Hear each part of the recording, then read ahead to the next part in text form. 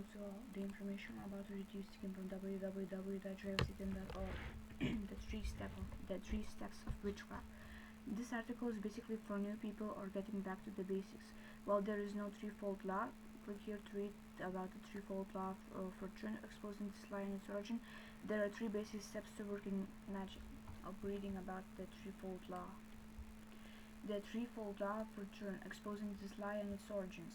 The threefold, the tenfold, the 100-fold, all of these were invented by a few human beings to frighten the masses in order to maintain spiritual control. With the availability of knowledge in modern times, witchcraft could no longer be suppressed, so the oppressors could find a way to keep it in line, so real power control can remain in the hands of a few. Though these few know the truth and are adept in black magic, which they use liberally to spiritually enslave the masses. They control the mainstream religions that are nothing but programs to suppress knowledge and control humanity. The article below exposes this lie for what it is. Quote, the first known reference in print to the threefold law of fortune appeared in 1970 in the book Witchcraft, Ancient and Modern by Raymond Buckland, who was initiated into the craft by Gerald Gardner and was instrumental in introducing Gardner witchcraft into the United States. End of quote. With enough research, it is evident that the threefold emerged with the Gardnerian tradition. Then we have the sevenfold, and I'm sure everyone has heard of the tenfold. My point here is none of this recent man-made nonsense has anything to do with original religions. Its sole purpose is to keep people from using their inborn power and to promote a passive attitude that is accepting of slavery and abuse, along with condoning and promoting injustice. This is no different from the Christian Church. This threefold teaching was taken from the Eastern concept of karma after it emerged with Western Christianity. After the Eastern teachings of karma picked up the Judeo-Christian overtones of divine punishment, the product evolved into yet another system of control with the same theme of keeping power in the hands of a few who know how to use it to exploit humanity. One thing led to another, and Gerald Gardner added more to this and promoted the belief that witches must never use their powers to cause harm. Everybody has to take abuse, keep the passive attitude, and tolerate major injustice, while the enemy whose goals is to deprive everyone of even the most basic of freedoms and to create a worldwide slave state keeps advancing in their agenda. Slaves must tolerate injustice. The weekend ready. Quote, and it harm none, do what ye will, end of quote. According to Gardner, the creed is derived from good King Pauso, who declared, quote, do what you like so long as you harm no one, end of quote. King Pauso is a fictitious character from the French novel by Pierre Louis, 1870-1925. Les Adventures du Roi Pausola, Souverain Paillard et de Bonheur, 1901, and reprinted in 1925 numerous times since. Or The Adventures of King Pauso, the Babdi and good-natured sovereign. This is the basis of Wicca. Wicca is nothing more than a Christianized version of the original pagan religions. Wiccans have taken selected rites and teachings to suit their whims from the original religions and have twisted, corrupted, and transformed them and are now passing Wicca off as the original religion. The hypocrisy can be readily seen in the gods they acknowledge. Many, if not most, of these gods and goddesses that they claim to worship were the ones who brought the teachings of magic to humans, both white and black magic. They are known as the fallen ones. The original horn god is Satan. In addition, few Wiccans bother to do any in-depth research regarding the gods and goddesses they commune with and worship. Most of these deities are of the pantheon of hell. Many Wiccans and modern pagans also unknowingly mix their deities, angels, with demons, and this can spell disaster. I read a long list of deities these people claim to worship, and it is obvious they really know nothing much about them.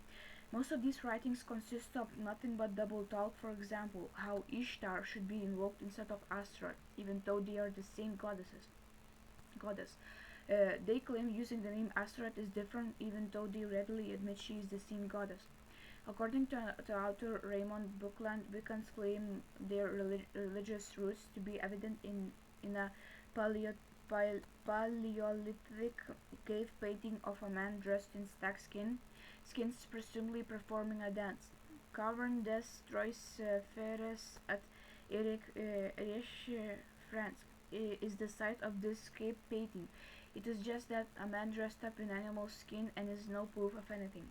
Satanism has often served as the scapegoat for these New Age religions and movements, whose adherents view themselves as good, as so good and perfect. Wicca is a Christianite Wicca is a Christianized corruption of the old pagan religions. Wicca is the Judeo-Christianized version of witchcraft. One of the major goals of Christianity is to destroy the past and replace it with fictitious versions that conform to the lie of Christianity. Recently, they have been working to return their religion into a goddess cult by gradually getting rid of the horn gods, so there will be fewer and fewer ties with the original religions. Wicca is a bogus movement not based upon the facts, but like Christianity, it is based upon stolen and altered rites and teachings. Like Christianity, it depends upon the ignorance of its followers to try. References: Witches and Witchcraft by Rosemary Guiley, 1989. Threefold Law of Return, pages 340 to 341. Also, Wiccan Reedy, pages 363 to 364. Horn God, 163 to 164. Witchcraft, Ancient and Modern by Raymond Buckland. Thank you for listening. Sorry, messed up. Sorry. There are three basic steps to working magic. 1. You raise the energy. 2. You program the energy. 3. You direct the energy. When you begin directing the energy, you should continue to program it while you visualize it doing what you want it to do.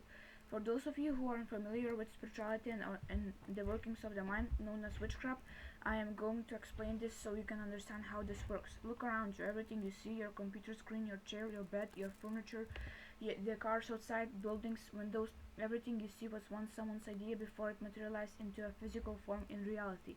Now I also want to add in some instances such as with science. For example, storms manifest on their own. Hot, humid air colliding with cold, dry air, for example, but the majority of everything here was once someone's idea. Let's begin with step 1. First, you have to have energy to work with, and the stronger the energy, the better.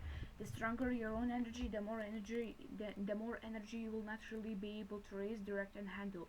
The more experienced you are, the easier this becomes. All of this is like working a muscle. The more you work with it, the stronger it becomes. You can either use your own energies or use external energies by invoking them. For white magic, this is best to work with for newbies. Black magic requires more experience and skill. You will more than likely want to use your own energy and connect with energy. Using runes and vibration is one of the quickest and most powerful ways of raising energy. Other ways are using the foundation meditation or through just visualization. You raise the energy and should feel it strongly throughout your entire body. Other ways include hatha yoga, tai chi, and other breathing exercises for your choice. To invoke energy from an external source, you can do this when you have enough experience by focusing upon what you to draw energy from and breathing in the energy from it. With steps 2, you must program the energy. By programming, I mean you must tell it what you want it to do. Energy all by itself is pretty much neutral and inert. With step 2, you must use what are called affirmations. Affirmations are short to the point phrases in the present tense that are repeated to program the energy. The present tense must be used because energy does not have the reasoning power to understand will happen. Will can be at any time. To make something manifest, you must visualize and direct it as if it is already here and happening. For example, you don't want to say it will come to me. Instead, you want to say is coming to me now. Energy does not have the reasoning power as to how what you want is coming to you. Energy takes the path of least resistance, unless it is programmed. For example, many of you want more money. Don't just affirm money is coming to me. This could manifest if undirected, say on a job where you handle money like a cashier, for example, or through your paycheck as usual. This is the easiest way. You have to further affirm large amounts of free and easy money are coming to me. This money is all mine and keep and spend as I wish. You should also affirm in a very positive way and happy way for me. You don't want a loved one to die and leave you an inheritance or get the money in a way that you would be unpleasant. So your affirmations would go something like this. Large amounts of free and easy money are coming to me. This money is all mine to keep and spend as I please. This money is coming to me in a very positive and happy way for me. Affirmations should be repeated with intent 3 to 10 times or more in your mind. You can also visualize energy as with step 3 throughout the day and state your affirmations a few times to reinforce the working. Always remember, energy takes the path of least resistance and does not have the ability to reason. Another example is weight loss. You don't want to end up getting seriously ill, as this is one of the easiest ways to drastically lose weight. Your mind can do it for you when properly programmed. For example, affirm I am losing weight in a very positive and healthy way for me. With step 3, you direct the energy. You do this through visualization.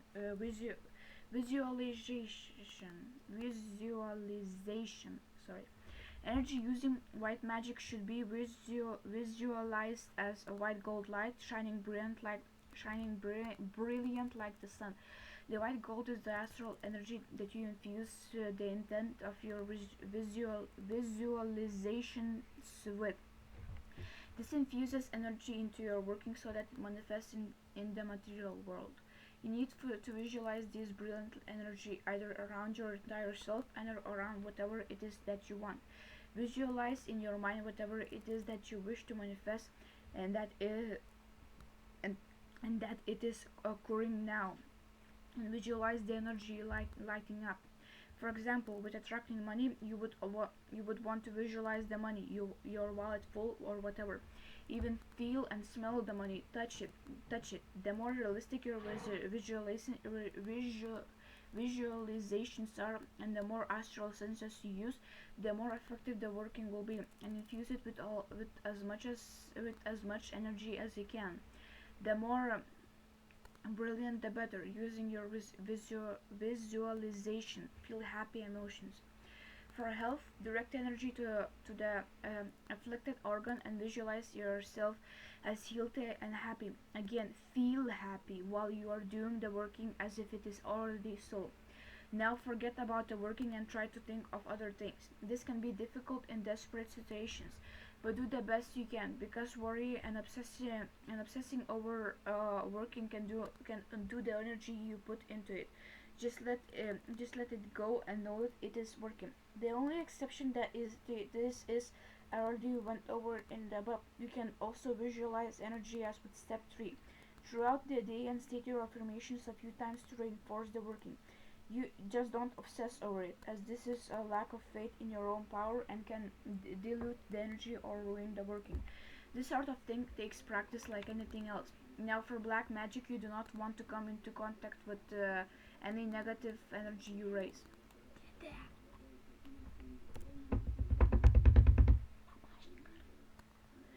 Those do not have knowledge do this sort of thing and suffer many times for it. The answer to everything is knowledge. Now I'm speaking from my own experience here. Most popular grimoires and such will tell you to use black energy. In my own experience, I have found grey energy to be the most devastating. Grey energy is also death energy. It causes illness and all sorts of negative things.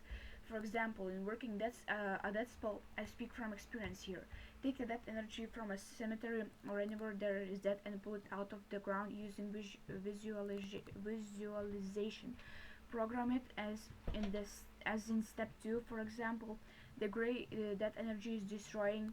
Do this while you are infusing it it into the individual you wish to do away with. I have also found throughout the direct experience this must be done many times or on a regular basis.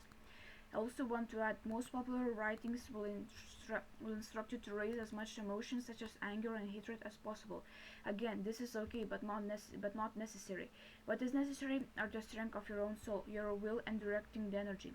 Or on a lesser note, those who deliberately try to do your harm in your life simply direct their own energy right back to them, using the great tones. Sit back and watch them suffer and revel in it. Black magic is for bringing about justice. Thank you for listening, and he'll say